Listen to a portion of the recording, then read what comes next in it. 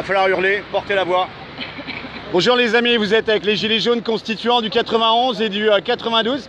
On est à la Boétie, à côté de l'incendie qui a été déclaré dans une agence bancaire. Et il y a des Gilets jaunes du 78 qui ont tout vu et qui étaient sur place. Donc on va leur donner la parole. Bonjour citoyenne. Bonjour. Vous venez d'où? Du 78, Guyancourt, à côté de Versailles. D'accord. Vous étiez là quand ça s'est passé? Oui. Il s'est passé quoi? En fait, ce qui s'est passé, c'est qu'on a été coincé en fait.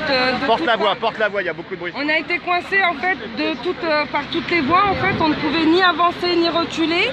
Il y avait la police qui nous poussait par derrière. Du coup, il y a des personnes qui ont perdu patience, qui ont brûlé la banque.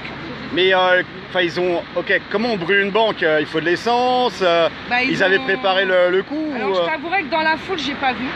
Enfin, j'ai pas vu ce qu'ils ont mis, ce qu'ils ont fait pour pouvoir brûler que ça prenne aussi bien. Mais c'est vrai que ça a pris très vite, en sachant que les pompiers, ils ont eu accès, ils ont mis longtemps à arriver.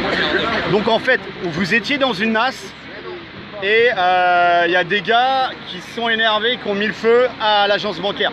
Et il faut voir que l'agence bancaire, donc c'est juste derrière, il y a des habitations, hein, c'est pas du bureau au-dessus. Comment ça s'est passé avec les pompiers? Ils ont été, j'imagine, acclamés, enfin bref, il n'y a pas eu de problème, ils sont passés? Même pas, puisque en fait, le temps qu'ils arrivent, il n'y avait plus personne. Nous, on était encore là parce qu'on était réfugiés dans le bar Le Président, qui d'ailleurs, je remercie ces personnes qui nous ont ouvert la porte parce qu'on se faisait gazer dans tous les sens.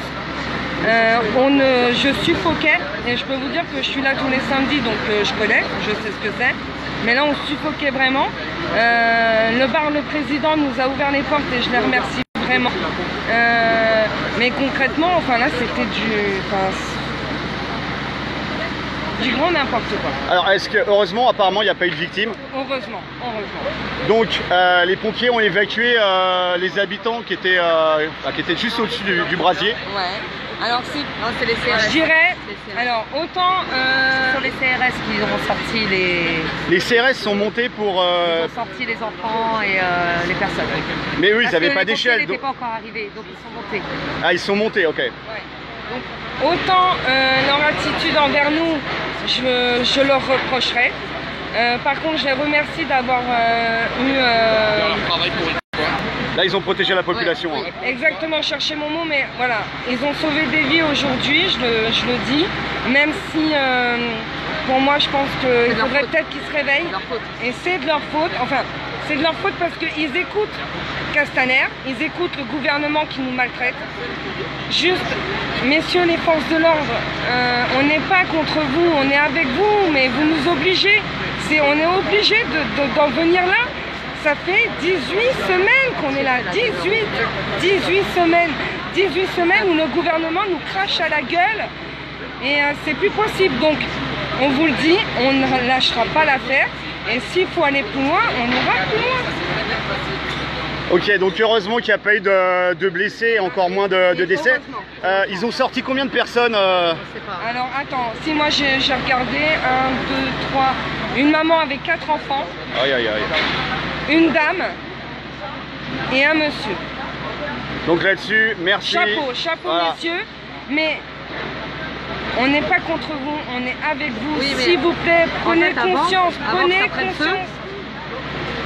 Avant que ça prenne feu, ils étaient quand même contre nous. Ils sortaient, vous voyez les toits? Ouais. C'est de là qu'ils balançaient. Quoi? Ils étaient sur les toits? Les CRS étaient sur les toits? Les CRS nous balançaient leur cercle, leur bombe là. Leur grenade? Depuis les toits, Voilà. C'était un guet-apens en fait. Voilà, avant que ça brûle, c'est ce qui se passait contre nous. Oui. Donc les mecs sont devenus fous et ils sont attaqués sur le symbole le plus visible. On ne pouvait pas sortir de là-bas, on ne pouvait pas sortir d'ici, on ne pouvait pas sortir de là et on ne pouvait pas sortir là-bas. Et de là-haut, ça avançait. Et il y avait combien de personnes Vous étiez combien? C'est simple, on ne pouvait pas avancer, on était serrés. Pas de masque à gaz, rien, vous avez rien? Et je n'ai pas l'avantage de BFM de savoir compter. On est 12 hein, pour BFM. Voilà, je ne sais pas compter. Et le coup là... Le monsieur nous a ouvert la porte. Ouais. Vraiment. Mais le coup, c'est parce que les gens, Et vraiment, je pense que c'était t'as la panique. guerre. C'était la guerre. C'était la quoi. panique, quoi. C'était la guerre. Les gens, ils ont eu peur, par peur et par asphyxie, parce qu'on ne respirait plus. Il y en a qui faisaient des malaises. Ah, il y a eu des malaises? Mais oui, mais bien sûr. Ah bah oui, les personnes âgées, les asthmatiques, etc. Donc les gens, ils ont craqué et ils ont cassé. Mais je vous rassure, le monsieur du bar a tout à fait compris. Et encore une fois, le bar, le président, merci monsieur. Et pour les malaises des gilets jaunes, ils ont été évacués. Heureusement qu'il y a les médics, merci aussi les médics, heureusement qu'ils sont avec nous et qui nous suivent H24. Et franchement, merci à eux parce qu'à chaque fois, ils sont là à nous soigner, à prendre soin de nous. Ok, merci pour ce témoignage. Force et honneur, on lâche rien. On lâche rien. Et faites attention. Hein. Merci. Merci. De rien. Ah ouais, merci. Merci. Merci d'avoir accueilli les... Voilà, au président et le personnel qui a été ultra humain, ultra sympa, qui a accueilli les collègues qui étaient en difficulté. Voilà. Bon. Ouais, on va pas le déranger, je pense que... En tout cas, merci. Bon, on voulait juste remercier en fait l'aubergiste qui a ouvert sa porte en fait. Il est derrière le bar, l'aubergiste. D'accord, on va lui serrer la main alors. Bonjour, on voudrait juste remercier l'aubergiste qui a ouvert à nos collègues gilets jaunes. Eh ben merci citoyen. Merci, c'était très humain en tout cas. Obligé des fois. Donc en fait ils avaient nassé tout le monde à l'extérieur. Ouais. Et il paraît qu'ils balançaient des grenades lacrymo depuis les toits. Depuis les toits je sais pas, mais c'est vrai qu'ils ont gazé tout le monde et on a ouvert la porte. Voilà. Et il paraît qu'il y a eu un mouvement de panique en fait et les gens ils ont pété un câble et ils ont réussi à foutre le feu à l'agence bancaire. J'ai pas vu ce moment-là, moi tout ce que je sais c'est que j'ai ouvert la porte et j'ai sauvé les gens qui étaient gazés. Ce que je pouvais faire rentrer, j'ai fait rentrer. Malheureusement il y a quelques personnes nous aussi à l'intérieur on était gazés. On a ouvert la porte, on se reconnaît tous un petit peu là-dedans. En tout cas, merci de ton geste. Hein. Force et honneur. Gentil, merci citoyen. Merci. Bon bah voilà les amis, vous êtes avec les gilets jaunes constituants du 91 et du 92. Toujours à l'acte 18. Voilà, on va essayer de rejoindre les champs, on va essayer de rejoindre l'étoile. Bon, allez, c'est très compliqué aujourd'hui. Force et honneur, on lâche rien. Et puis on sait pourquoi on manifeste, on sait pourquoi on se soulève. Voilà.